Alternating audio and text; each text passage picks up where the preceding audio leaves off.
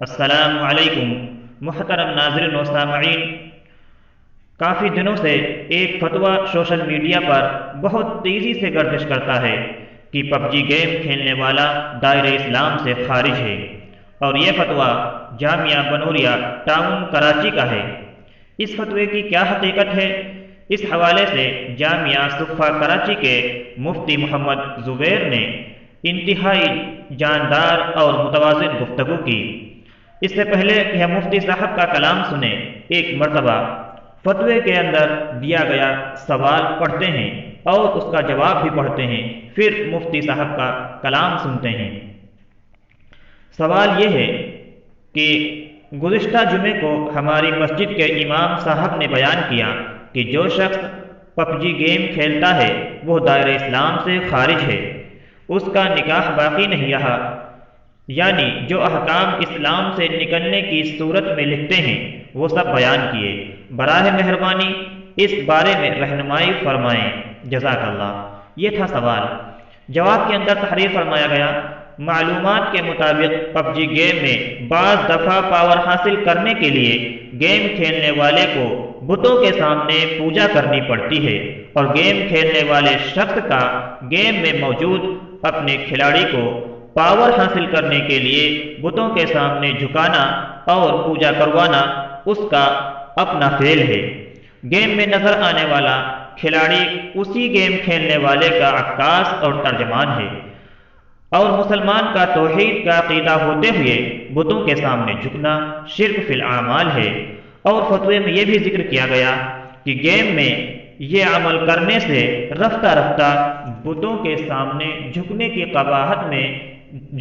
قباحت بھی دلوں سے نکل جائے گی، لہذا گیم کھیلنا، پب جی گیم کھیلنا ناجائز ہے۔ اور پب جی گیم میں بتوں کے سامنے جھک کر پاور حاصل کرنا شرک اور عمدن کرنے والا دائرہ اسلام سے خارج ہے۔ ایسے شخص پر تجدید ایمان اور شادی شدہ ہونے کی صورت میں تجدید نکاح کرنا بھی ضروری ہے۔ اور اگر کوئی شخص پب جی گیم میں شرک کا کوئی عمل نہیں کرے، پھر بھی شرک پر راضی رہنے اور کئی مفاسد پر مشتمل ہونے کی وجہ سے پب جی گیم کھیلنا جائز نہیں۔ مزید تفصیل کے لیے درج ذیل فتویٰ ملاحظہ فرمائیں۔ یہ تھا جامعہ بنوریا ٹاؤن کراچی کا فتویٰ۔ اس پر جامعہ صفہ کراچی کے مفتی محمد زبیر نے انتہائی جاندار اور متوازن گفتگو کی۔ انہوں نے فرمایا کہ عام طور پر کھیل اور گیم کے بارے میں جوا نہ ہونے جیسی شرائط کے ساتھ ساتھ بنیادی طور پر 3 شرائط کا لحاظ رکھنا ضروری ہے۔ سب سے پہلی بات تو یہ کہ وہ گیم، وہ کھیل بدن کی ورزش، جسمانی تندرستی، ذہنی صحت کو برقرار رکھنے کے لیے ہو۔ دوسری شرط یہ کہ اس میں غلو، استغراق اور انہماک نہ ہو، آدمی بہت زیادہ اس انداز کے اندر مشغول اور منہمک نہ ہو جائے کہ ضروری کاموں کا بھی حرج لازم آ جائے۔ اور تیسری بنیادی شرط یہ ہے کہ اس کا فائدہ اس کے نقصانات سے زیادہ ہو۔ اگر پب جی گیم کا جائزہ لیا جائے تو آپ کو معلوم ہوگا کہ بجائے ذہنی اور جسمانی صحت کے، پب جی کھیلنے والے افراد، بچے، نوجوان، بہنیں، بھائی، ان کی ذہنی جسمانی صحت پر انتہائی منفی اثرات مرتب ہو رہے ہیں۔ نمبر 2، تو جو لوگ یہ کھیلنے والے ہیں ان کی حالت نہیں بلکہ حالت زار قابل ملاحظہ ہے،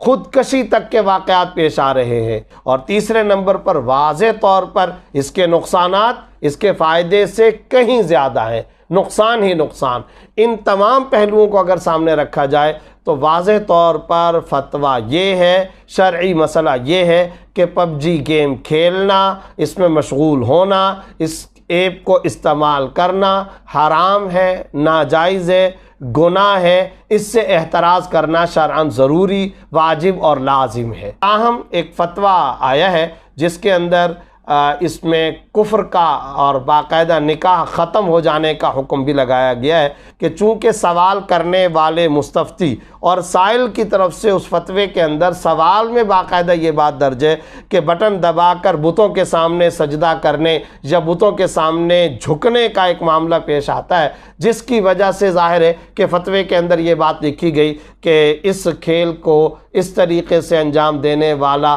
دائرہ اسلام سے خارج ہو جاتا ہے اور اس کا نکاح ٹوٹ جاتا ہے۔ تو میں اس سلسلے میں پہلی وضاحت تو یہ ضرور پیش کرنا چاہتا ہوں کہ یہ جو بت کے سامنے جھک کر پاور حاصل کرنا، وہ جو ممی ہے فرعون کی یا بت، اس کے سامنے جھک کر پاور حاصل کرنے والا جو سین اور منظر ہے، وہ پورے گیم میں نہیں بلکہ اس کے خاص نقش سن ہاک کے اندر، جنگل موڈ کے اندر یہ منظر آیا کرتا تھا، اپڈیٹ تھی جس میں یہ منظر آیا کرتا تھا۔ مگر پب جی کھیلنے والے نوجوانوں سے جب یہ بات معلوم کی تو ان بھائیوں نے یہ بات بتائی کہ یہ 4 مہینے پہلے مسلمانوں کے شدید رد عمل اور ریئیکشن کی بنیاد پر، بلکہ ایک طرح سے احتجاج کی بنیاد پر اس منظر کو ختم کر دیا گیا۔ تو جب یہ منظر ختم ہو گیا اور اسی بنیاد پر کفر کا فتویٰ تھا، تو اب یہ بات ذہن میں رکھنی چاہیے کہ وہ وجہ نہیں پائی جا رہی جس وجہ کی بنیاد پر اس کفر والے فتوے کا اس پر اطلاق کیا جا سکے، لہذا وہ بات اب ختم ہو گئی کہ یقیناً یہ حرام ہے، ناجائز ہے، جس کی تفصیل عرض کر دی ہے اور اس سے بچنا ضروری ہے۔ مگر اس طرح گیم کے اندر اگر کوئی بت کے سامنے جھکنے کا معاملہ کرتا ہے تو وہ ایک سمبولک اور علامتی معاملہ ضرور ہے، مگر عقیدے اور نظریے کی بنیاد پر وہ کفر پہ پلیئر اور کھلاڑی راضی نہیں ہے۔ چنانچہ اگر اس کو الگ سے پوچھا جائے کہ کیا تم بت کے سامنے سجدہ ریز ہونے یا بت کے سامنے جھکنے یا اس سے پاور حاصل کرنے والے کفریہ اور شرکیہ عقیدے کے قائل ہو، کیا تمہارا یہ نظریہ ہے؟ تو ہرگز یہ نظریہ نہیں ہے۔ تو جب اس کا یہ نظریہ نہیں ہے، اس کا یہ عقیدہ نہیں ہے، لا یخطر ببالہ الرضا بالکفر، یعنی اس کے وہم اور اس کے خیال اور اس کے گمان میں کفر نہیں گزر رہا اور کفر نہیں آ رہا، تو پھر اس لعاب کو، اس کھیل کو کفر پہ رضامندی کی دلالت اور اس کے قائم مقام کیسے سمجھا جا سکتا ہے؟ اس لیے کفر کا اطلاق کرنا یا کفر کا فتویٰ لگانا بظاہر مشکل ہے،